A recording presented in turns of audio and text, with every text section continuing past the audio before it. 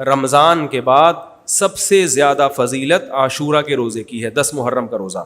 کہ آپ صلی اللہ علیہ وسلم نے ارشاد فرمایا کہ عاشورہ کے دن اپنے اہل و عیال پر دسترخوان کو وسعت دو, اس سے رزق میں برکت ہوتی ہے.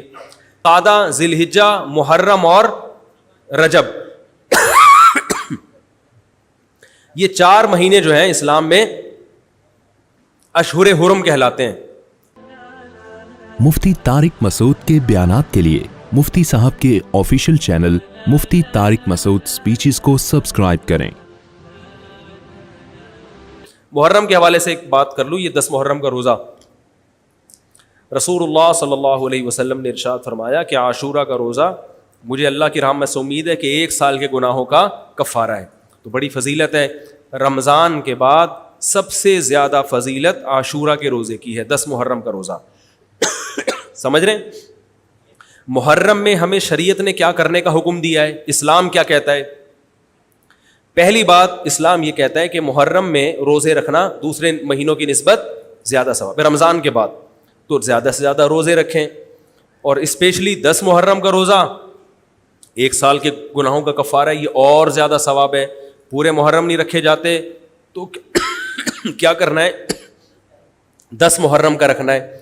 حدیث میں آتا ہے کہ آپ نے حکم دیا 2 روزے ملا کے رکھو, کیونکہ یہودی جو تھے وہ 1 روزہ رکھتے تھے, صحیح ہے نا.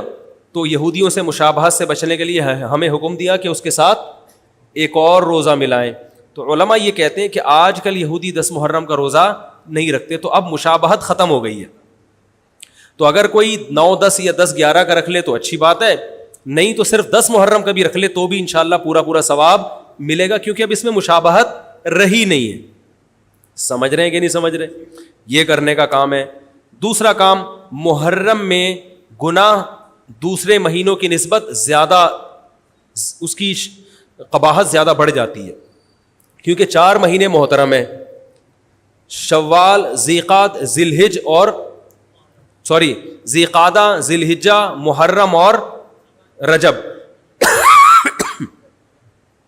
یہ 4 مہینے جو ہیں اسلام میں اشہر حرم کہلاتے ہیں. قرآن کہہ رہے فلا تظلموا فیہن انفسکم, ان میں اپنی جانوں پہ ظلم مت کرو. یہ ماتم کرنا بھی تو ظلم ہے نا اپنی جان پہ. تو اللہ نے فرمایا ان 4 مہینوں میں اپنی جان پہ ظلم مت کرو. کسی بھی طرح سے ظلم ہو, جسمانی ظلم ہو, روحانی ظلم ہو. جسمانی ظلم ماتم کر کے بھی ہو سکتا ہے, اور انگاروں پہ چل کے بھی ہو سکتا ہے, اپنے آپ کو پیٹ کے بھی ہو سکتا ہے. روحانی ظلم کیا ہے؟ گناہ کر کا. تو نہ گناہ کرنے کی اجازت, نہ کسی اور طرح سے. عام مہینوں میں بھی ظلم کی اجازت نہیں ہے, نہ اپنے اوپر اور نہ کسی اور پر.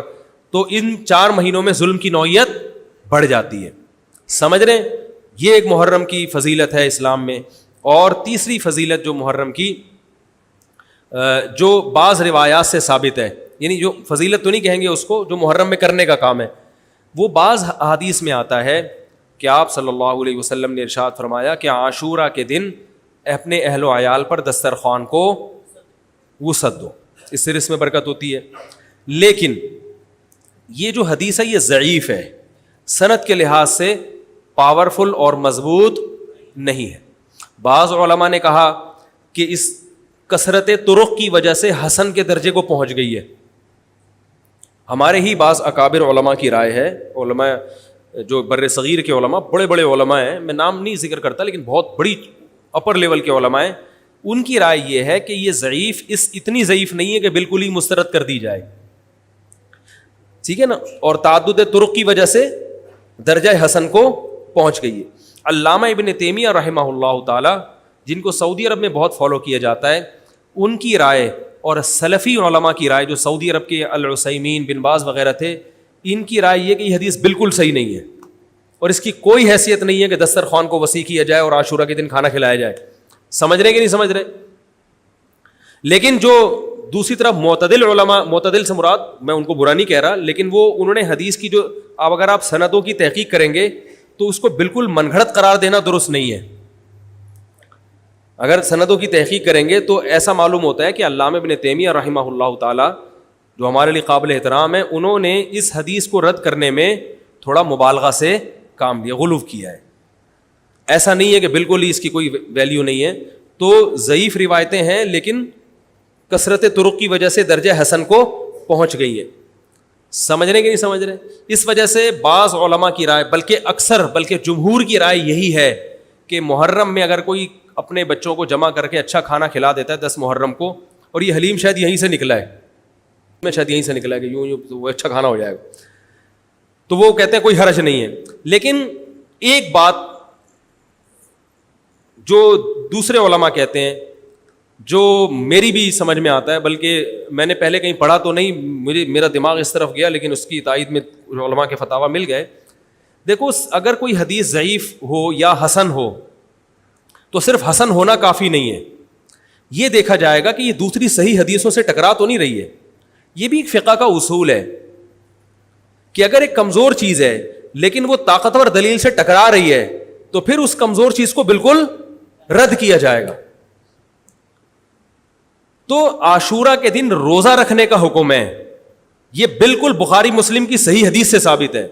اور جو کھانا کھلانے والی روایت ہے وہ اس ٹکر کی نہیں, اس کو تو ابن تیمیہ جیسے محقق نے بالکل ہی کالعدم قرار دے دیا, بعض عرب علماء نے بھی بالکل کالعدم قرار دے دیا, اگرچہ ہماری رائے ہے کہ بالکل کالعدم نہیں ہے, لیکن بہرحال اس میں محدثین کا بڑا اختلاف ہوا ہے.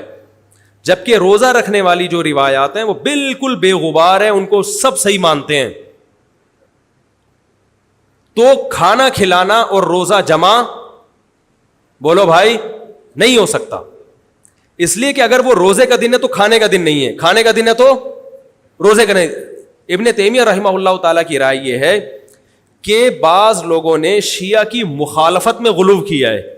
شیعہ نے اس دن کو چونکہ منحوس بنا دیا 10 محرم کو, تو انہوں نے مخالفت میں اس دن کو ایک سیلیبریٹ کرنے کے لیے نا کھانا کھلانے کا حکم دے دیا کہ ہم منحوس نہیں سمجھتے بلکہ اس کا کیا کریں گے, اپوزٹ, کہ کھاؤ اور کھلاؤ. تو انہوں نے کہا یہ بھی غلو ہوا ہے دوسری طرف.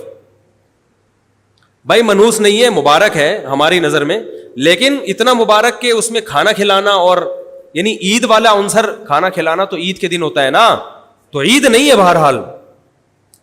تو یہ بھی بڑی جاندار بات, اگرچہ یہ عقلی دلیل ہے مگر یہ ایسی نہیں ہے کہ بالکل اس کو کالعدم قرار دے دیا جائے.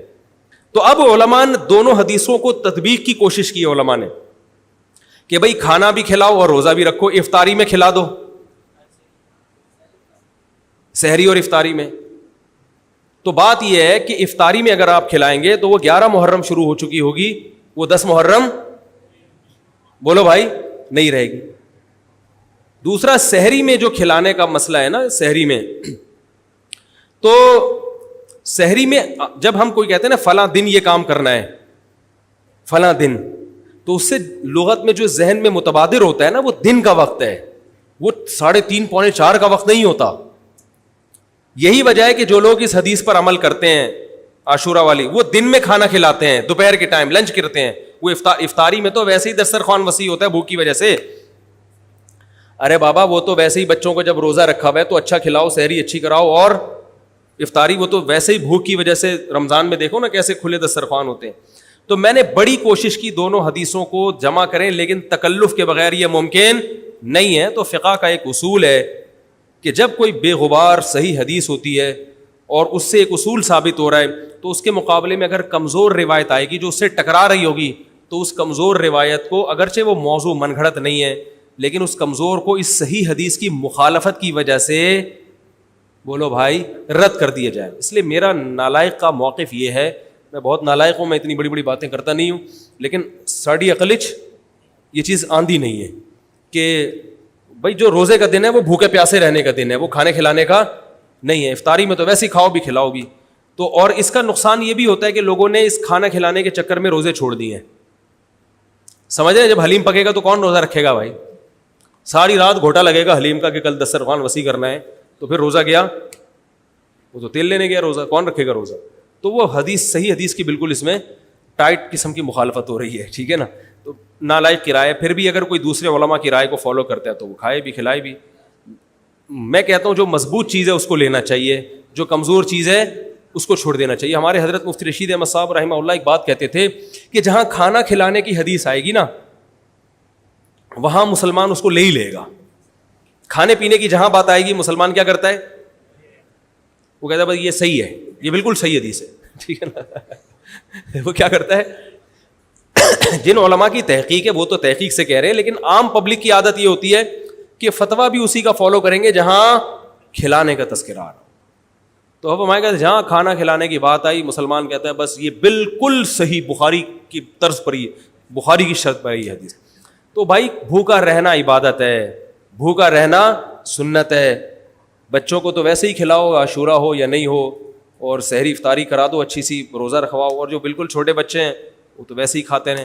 تو اس لیے, اور پھر اس کا نقصان کیا ہو رہا ہے, حلیم کے گھوٹے لگ رہے ہیں پوری پوری رات بیٹھ کے, اس کے الگ نقصانات ہیں, سبیلیں لگ رہی ہیں.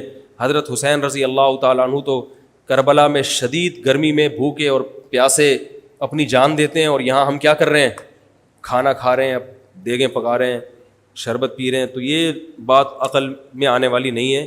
تو عاشورہ کے دن کی مناسبت سے روزہ ہی ہے, وہ روزہ رکھنے کا دن ہے. اللہ تعالیٰ عمل کی توفیق عطا فرمائے. وما علینا الا البلاغ.